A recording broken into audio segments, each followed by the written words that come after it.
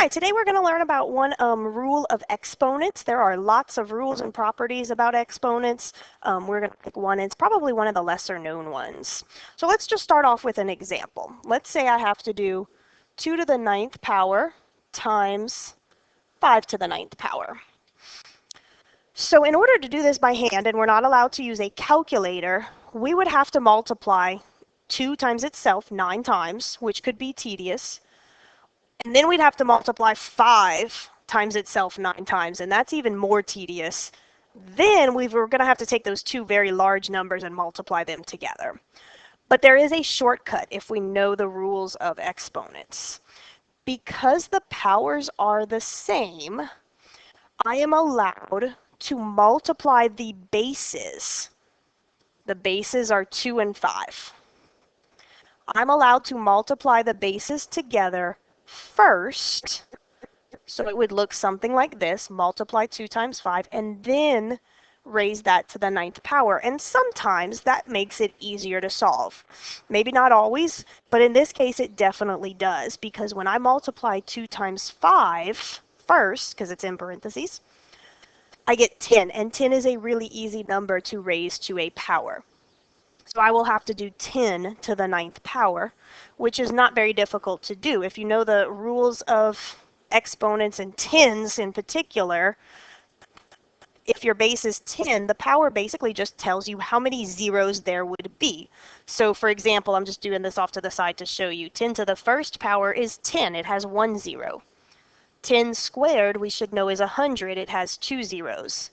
10 to the third is 1,000, because every time I increase the power by 1, I'm essentially multiplying it by another 10, and then we can add a 0 to it, because when you multiply something by 10, the shortcut is that you just move the decimal over or add a 0. So this 10 to the ninth is simply a 1 with 9 zeros.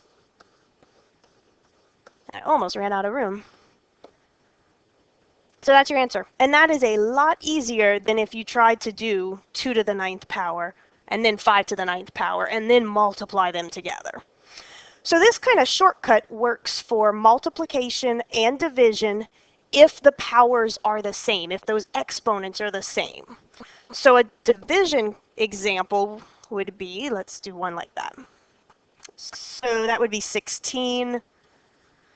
And then we'll raise that to the third power. Now we still have to do 16 to the third power, so it's still a little bit of work, or sometimes, depending on your problem, you might even be allowed to just leave it as 16 to the third power. And that's a simple way to write it. So that's called exponential notation. It's writing it as an exponent instead of multiplying it out. So let's do another example where we can see how much easier it would be. Here's a multiplication problem. 25 to the fourth power times 8 to the fourth power.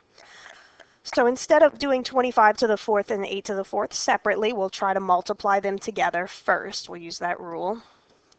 Then raise it to the fourth power. Again, this only works if the powers are the same. So 25 times 8 of 8 quarters would be $2, so 200. And 200 to the fourth power is a little bit easier to do. If you think of multiplying 200. We should probably do this in our head, but I want to show you how that works. When you multiply 4 sets of this together, you're basically going to end up multiplying 2 times itself 4 times, which ends up being 2 times 2 is 4, times another 2 is 8, times another 2 is 16. And then when you're multiplying a bunch of powers of 10 with zeros, you just count up all the zeros, and that's how many zeros your answer should have. So 1, 2, 3, 4, 5, 6, 7, 8.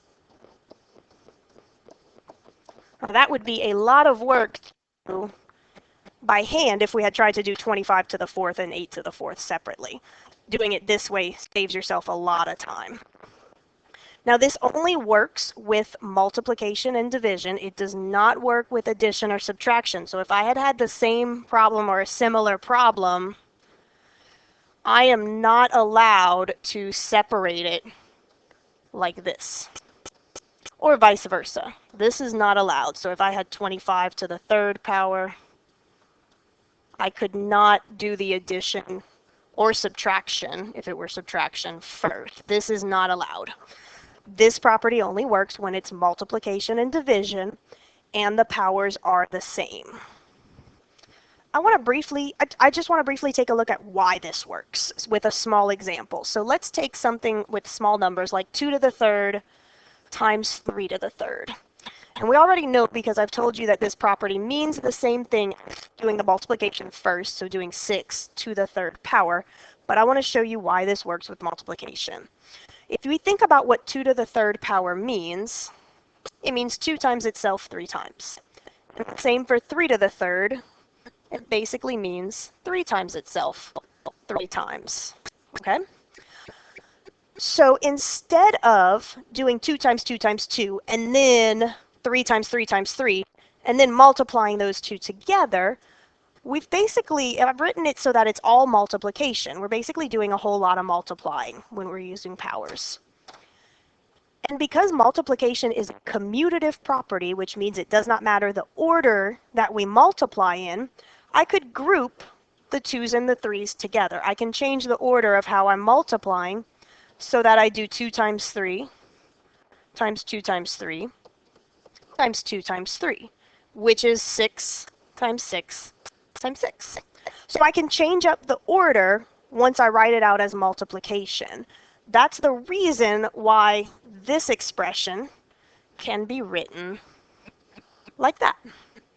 So it's basically a lot of multiplication, and it's okay as long as we're doing the same number of 2's and 3's. That's why the powers have to be the same. If we had an extra 3 out here because we had 3 to the 4th power, this whole thing would not work. We have to have the same number, so we have to have the same power, and it has to be multiplication. Division would work the same way. All right, so let's just do one more example. All right, let's try, whoops. Let's say 50 to the 5th power times 4 to the 5th power. So if we have 50 to the 5th power times 4 to the 5th power, that's going to take a lot to do separately. Let's multiply together first. Let's do 50 times 4 first, and then raise that to the 5th power. 50 times 4 would be 200. So now we have to do 200 to the 5th power. We just did a power of 200 earlier. So I'm going to do this one a little bit faster. You're basically going to need to take that 2 and multiply 2 times itself 5 times. So 2 to the 5th power is essentially what we're doing. 2 to the 5th power is 32. And then you'll have 5 sets of double zeros. So if you can picture 200 times 200 times 200 5 times, you'll have 5 sets of 2 zeros, which is going to be 10 zeros. That's a lot of zeros. Let's see if I can fit them. 1, 2, 3, 4, 5, 8, 9, 10. Just barely fit. And we'll put the commas just so we can read this number a little bit easier. And that's it. That's your answer. Sometimes, depending on your question, you might be allowed to just leave it in exponential form, meaning 200 to the 5th power would be allowed. Otherwise, you have to write it out this way. But that is one property of exponents that can be really useful when you're dealing with multiplication and division and the powers are the same.